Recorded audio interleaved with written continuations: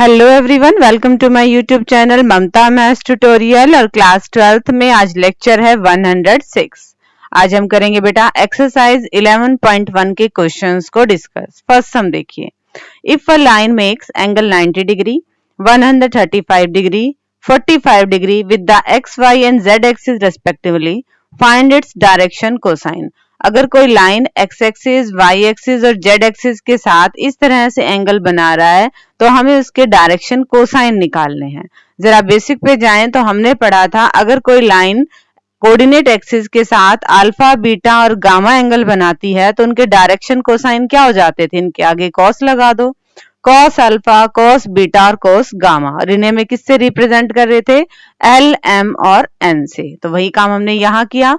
Late the direction cosine of the line be L, M and N.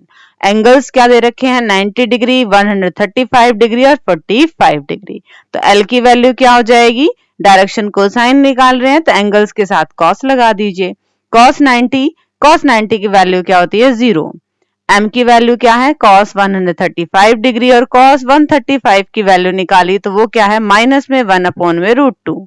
Similarly cos 45 ये value क्या आएगी, 1/√2।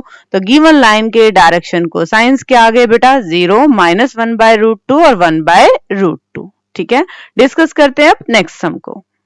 Second question, find the direction cosine of a line which makes equal angles with the coordinate axis.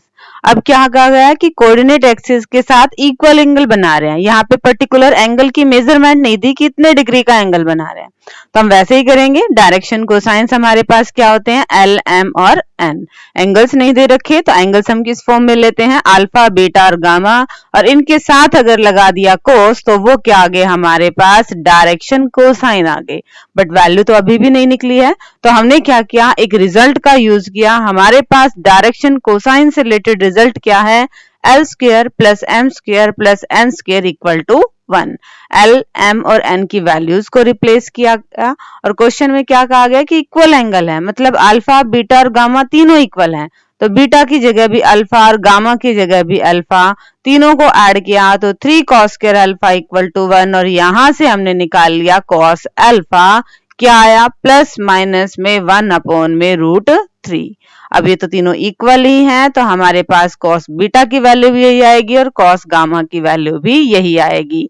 cos alpha, cos beta, cos gamma यही हमारे direction cosines थे। तो direction cosines क्या आ गए बेटा, प्लस माइनस में 1/√3, प्लस माइनस में 1/√3, plus minus में 1/√3।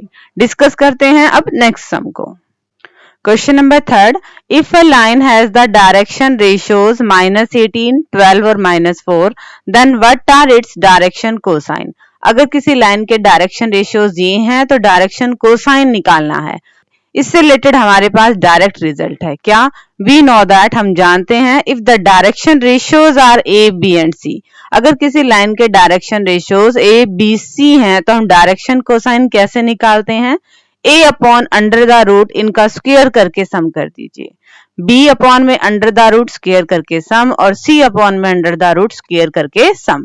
यहाँ पे a, b और c की वैल्यू हमें गिवन है, -18, 12 और -4। पहले हमने निकाल लिया, इनके स्क्वायर करके सम, a square plus b square plus c square का रूट, और ये आ गया हमारे पास 22। तो डायरेक्शन कोसाइन क्या बनेंगे बेटा, -18/22, 12/22 और -4/22। अगर ये फर्दर सिंप्लीफाई होते हैं तो इन्हें कर दीजिए। ठीक है बेटा, बिल्कुल आसान सा ही क्वेश्चन था। डायरेक्ट हमारे पास फॉर्मूला है कि डायरेक्शन रेशियोज को डायरेक्शन कोसाइंस में कैसे चेंज करते हैं।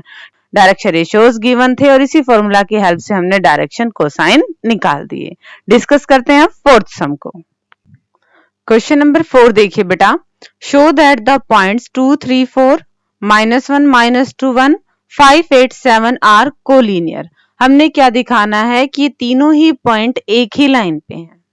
We know that if the direction ratios of two line segments are proportional then the lines are collinear.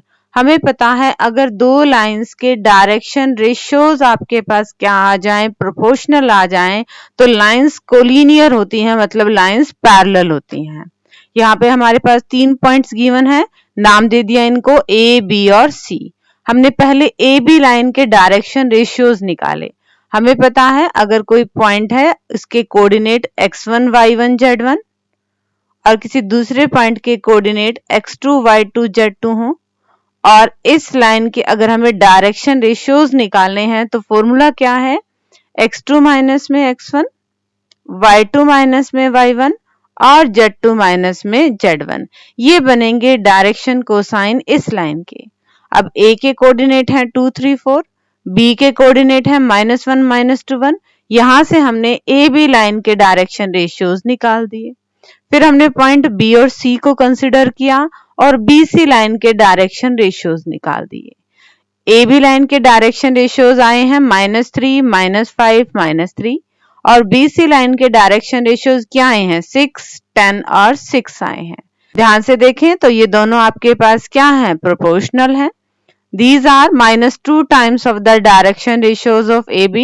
Therefore, AB and BC have same direction ratios. Same proportional में है तो हम कह सकते हैं कि सेम ही डायरेक्शन रेशियोज हैं। तो लाइंस आपस में क्या होगी, पैरेलल हो गई हैं। लाइंस पैरेलल हो गई हैं कौन कौन सी, ए बी और B C. But lines parallel possible नहीं है क्योंकि जो बी पॉइंट है ना दोनों में कॉमन आ रहा है। तो हम क्या कह सकते हैं कि ए बी सी ये क्या है, एक लाइन है। और जैसे ही एक लाइन बन जाती है 3 points, point A, point B and point C are collinear. ये तीनों ही पॉइंट संरेखी हैं, एक रेखा पर हैं। ठीक है स्टूडेंट्स, अब डिस्कस करते हैं आज के लेक्चर के लास्ट सम को। क्वेश्चन नंबर 5 देखिए बेटा, find the direction cosines of the sides of the triangle whose vertices are 3 5 -4 -1 1 और 2 और -5 -5 -2। अगर कोई ट्राइंगल ए बी सी है और इसके वर्टिसेस आपको गिवन है, ए बी और सी कोऑर्डिनेट आपको गिवन है, देन आपने हर एक साइड के डायरेक्शन कोसाइन निकालने हैं। पिछले क्वेश्चन की तरह डायरेक्शन रेशियोज हम निकाल लेंगे। हमें पता है कि अगर डायरेक्शन रेशियोज हमें पता लग जाए तो डायरेक्शन कोसाइन हम कैसे निकालते हैं। तो पहले हमने क्या किया, लाइन ए बी के डायरेक्शन रेशियोज निकाल लिए, x2 माइनस में x1, y2 माइनस में y1, z2 माइनस z1 के फॉर्मूले से। -1 में -3, 1 -5, 2 माइनस में 4 और ये आगे ए बी लाइन के डायरेक्शन रेशियोज। इनका स्क्वायर करके सम किया, डायरेक्शन कोसाइन क्या बनेंगे, -4 अपॉन में 2√17, -4 अपॉन में 2√17 और 6 अपॉन में 2√17। किस फॉर्मूले से, हमें पता है अगर किसी लाइन के direction ratios A B C हैं तो डायरेक्शन कोसाइन क्या बनेंगे, a अपॉन में √a² plus b² plus c², b upon √a² plus b² plus c² और c upon √a² plus b² plus c²। यही काम हमने यहाँ किया। हमने पहले डायरेक्शन रेशियोज निकाले और फिर डिनोमिनेटर वाले term a² plus b² plus c² की वैल्यू निकाली, फॉर्मूले में रखा तो ये आगे ए बी के डायरेक्शन कोसाइन। ऐसे ही हम BC के डायरेक्शन कोसाइन निकालते हैं। देखिए जरा, BC के डायरेक्शन कोसाइन निकालने से पहले डायरेक्शन रेशियोज B पॉइंट और C पॉइंट हैं, तो BC के डायरेक्शन रेशियोज -5 माइनस में 1, -5 माइनस में 1, -2 माइनस में 2। डायरेक्शन रेशियोज आ गए, फॉर्मूला हमें पता है, हमने इसमें किस में कन्वर्ट कर दिया, डायरेक्शन कोसाइन में कन्वर्ट कर दिया। सिमिलरली हम देखते हैं थर्ड जो हमारे पास साइड बचेगी उसके डायरेक्शन कोसाइन कैसे आएंगे। थर्ड पार्ट, थर्ड लाइन के डायरेक्शन कोसाइन C पॉइंट है हमारे पास, A पॉइंट है, पहले हमने CA के डायरेक्शन रेशियोज निकाल लिए। C पॉइंट के कोऑर्डिनेट x1 y1 z1 है और A पॉइंट के कोऑर्डिनेट x2 y2 z2 है, तो CA के डायरेक्शन रेशियोज कैसे निकलेंगे, x2 माइनस में x1, y2 माइनस में y1 और z2 माइनस में z1। डायरेक्शन रेशियोज के बाद हमें फॉर्मूला पता है और वहां से हमने क्या निकाल लिए, इस थर्ड साइड के डायरेक्शन कोसाइन। और हमें यही निकालना था कि ट्राइंगल के तीनों ही साइड्स के डायरेक्शन कोसाइन। ठीक है बेटा, होप कि आपको एक्सरसाइज 11.1 कंप्लीट समझ में आ गई होगी। डिस्क्रिप्शन में से नोट्स ले लीजिएगा और अपनी फेयर नोटबुक मेंटेन कर लीजिएगा। And thank you students for watching my video.